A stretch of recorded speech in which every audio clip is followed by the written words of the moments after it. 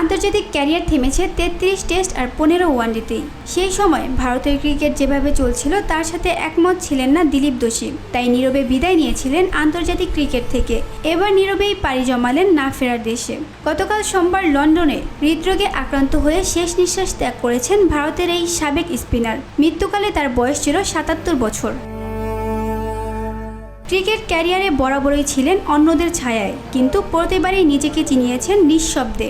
বাংলা ও সৌরাষ্ট্রের হয়ে খেলেছেন প্রথম শ্রেণীর ক্রিকেটে। কাউন্টি ক্রিকেটের নাম লিখিয়েছেন নটিংহ্যামশায়ার ও ওয়ারউইকহ্যামশায়ারে। সব মিলিয়ে প্রথম শ্রেণীর ক্রিকেটে ৮৯৮টি উইকেট কোনো সাধারণ পরিসংখ্যান নয়। ১৯৮১ সালের ঐতিহাসিক মেলবোর্ন টেস্টে ভাঙ্গা আঙ্গুল নিয়েও বল করে ৫ উইকেট তুলে ভারতকে এনে দিয়েছিলেন অবিশ্বাস্য এক জয়।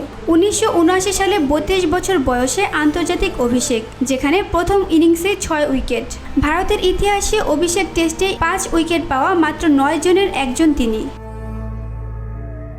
দিলীপ দোষী ছিলেন ভারতের বিখ্যাত স্পিন চতুষ্টয়ের ঠিক পরবর্তী অধ্যায়ে। প্রসন্ন চন্দ্রশেখর, বেশকোট রাঘবন বেদির পর তিনিই ছিলেন স্পিন আক্রমণের প্রধান ভরসা।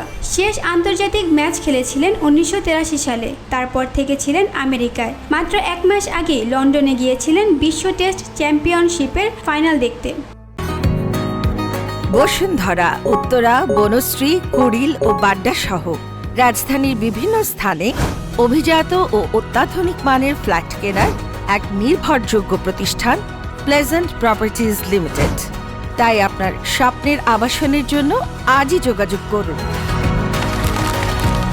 Pleasant properties limited, where destiny matches eventually.